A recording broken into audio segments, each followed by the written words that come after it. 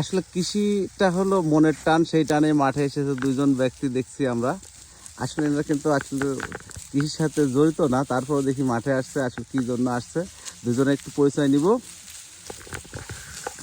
নমস্কার। নমস্কার। কেমন আছেন?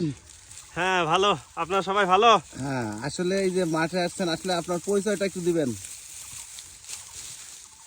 আমি ঢাকা বিশ্ববিদ্যালয় থেকে অনার্স মাস্টার্স করছি ম্যাথমেটিক্সে। এই আসলে মাঠে আসা এটা আমাদের গ্রামীণ ঐতিহ্য, নিজেদের ফসল ফলাতে ভালো লাগে। এরকম সোনার ফসল দেখলে কার না ভালো লাগে? দেখেন কত সুন্দর পেঁয়াজ হয়েছে। আর এই যে সাথে আছে সরকারি কলেজের প্রভাষক নাকি? হ্যাঁ নমস্কার। তো একটু পরিচয়টা দিয়ে আসলে মাঠে আসার উদ্দেশ্যটা কি? নমস্কার, আমি অজয় বিশ্বাস, আমি সরকারি বিসি কলেজের প্রভাষক। আমি এসেছি, আমি কৃষকের সন্তান। কৃষি আমাদের মাটির সাথে জড়িয়ে আছে, আমাদের জীবনের সাথে জড়িয়ে আছে। তাই এই যে সুন্দর ফসল, সোনার ফসল পেঁয়াজ, সেই পেঁয়াজ তুলতে এসেছি। অনেক ঘাম ঝরা পরিশ্রমের পরে ফসল দেখেই হাসি পাচ্ছে, দেখেই ভালো লাগছে। আসলে কৃষিটা আসলে মাটির সাথে থাকা, মায়ের সাথে থাকা, মানুষের সাথে থাকা।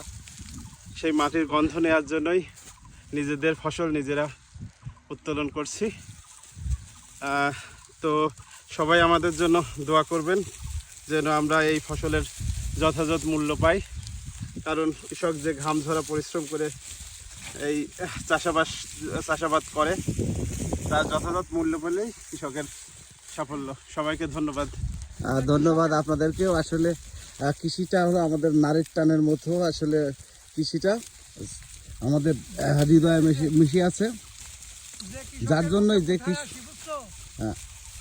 যার জন্যই আসলে আমাদের আসলে আমার মন থেকে চলে আসে, মাঠে চলে আসতে হবে। এই ফসল দেখলেই মন ভরে যায়।